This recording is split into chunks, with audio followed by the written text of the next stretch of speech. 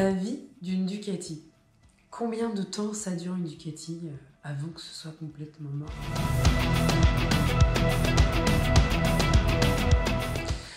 Alors, c'est compliqué parce que pour moi, une Ducati ne meurt jamais vraiment. Enfin, une Ducati ou toute autre mécanique d'ailleurs. Hein, puisque justement, c'est mécanique.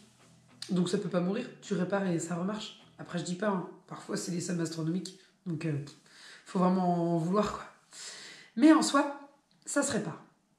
Alors, là, aujourd'hui, j'ai envie de vous parler des fréquences d'ouverture moteur ou de remplacement de certaines pièces de châssis, en fait. Quelles pièces il faut remplacer? Comment? Pourquoi? Quand? Vous me dites souvent, la moto, elle a déjà 50 000 km. Elle est foutue. Mais non, en fait, la moto, elle n'est pas foutue parce qu'elle a 50 000. Bien sûr qu'il y a des pièces qui se seront plus usées que d'autres et qu'il faudra remplacer des choses. Je suis d'accord avec ça. Ou vous me demandez aussi souvent, combien de temps ça vit une moto? Mais une moto, ça vivra bien plus vieux que nous, franchement.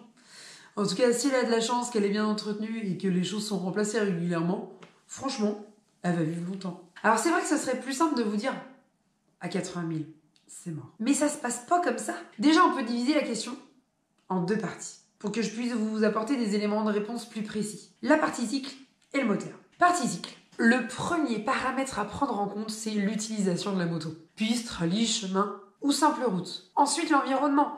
Mer, ou plutôt dans les terres. Pluie ou toujours quand il fait sec. Vous voyez ce que je veux dire? Et aussi le lavage. Quelqu'un qui abuse du nettoyage à haute pression ou non. Et j'en rajouterai encore une couche en disant que les pièces actuelles, les consommables actuels, sont parfois de moins bonne qualité qu'à une époque. Ou l'inverse. Donc du coup, ça aussi ça va rentrer en compte. Il y a des choses que tu remplaces plus aujourd'hui, comme certains roulements par exemple, auxquels je pense là tout de suite. Alors qu'il y a d'autres pièces que tu vas moins remplacer parce que c'est de la meilleure qualité qu'à une époque. Filtre à air, par exemple. Est-ce que tu comprends? Donc je vais essayer de vous donner un kilométrage approximatif pour le remplacement de certaines pièces au niveau du châssis. Un kitchen, par exemple, ça se remplace entre 18 et 24 000 km. C'est une moyenne que je vous donne. Je vous donne une fourchette moyenne. Parfois, à cause de l'utilisation, ça va être moins de 18. Et tu te dis, mince, le machin est déjà foutu. Ou alors, on en a déjà vu qu'on a remplacé à plus de 24 000 km. Mais la plupart du temps, c'est entre 18 et 24. Les roulements de roues, environ 40 000 km. Roulement de colonne, 50, 60 000 km. Roulement de bras aussi en simple ou double, 100 000. La fourche, le remplacement de l'huile et ses spies, ça serait bien de vidanger tous les 20-30 000 km. Et les disques, entre 50 et 60 000 km. Voilà pour la partie cycle, à peu près, ce que je peux dire. On va passer à la partie moteur, qui est plus complexe. Et là, vous allez peut-être rire, mais pourtant c'est vrai.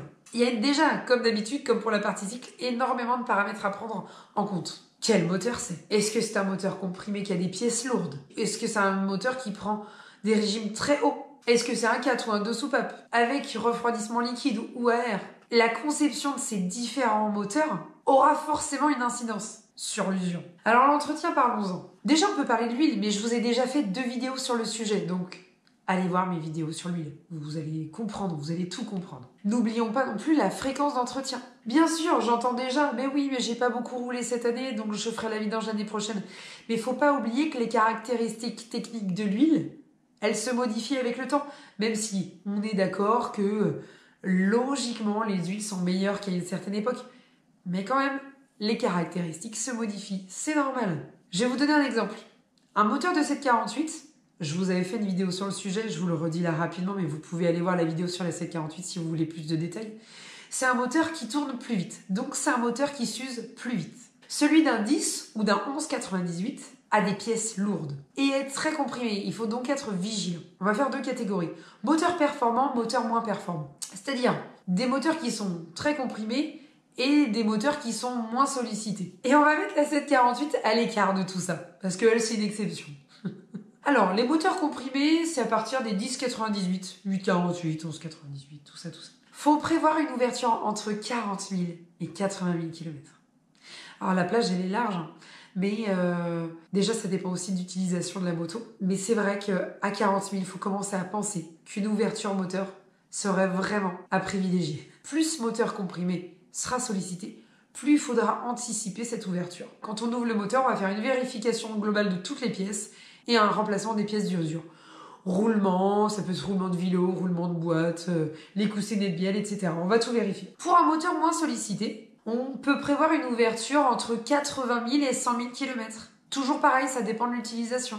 Alors la 748, c'est ni très performant, ni peu sollicité, puisque c'est un moteur qui prend des régimes assez hauts pour un twin. Donc là, vaut mieux prévoir une vérification tous les matins. Non, c'est une blague. C'est plus compliqué, parce qu'en fait, faut être très vigilant. Disons que une 748 ne te prévient pas. Et en plus, faut être modéré dans son utilisation. Donc là, je peux pas vous donner de kilométrage en moyenne. Faut vraiment, ça va être de la régularité d'entretien. Et je peux même pas vous dire que vous passerez à côté. Là, j'avoue que, en fait, il y a qu'une seule moto qui a foutu la merde chez Ducati, c'est elle. Clairement, je crois que c'est elle. Voilà, vous savez tout. Par contre, pour toutes ces motos, si vous les utilisez sur la piste, les ouvertures seront beaucoup plus fréquentes. C'est normal. Et dites-vous un truc, c'est que si vous faites bien les choses, eh ben c'est aussi solide qu'une Honda. Ouais. Allez, salut!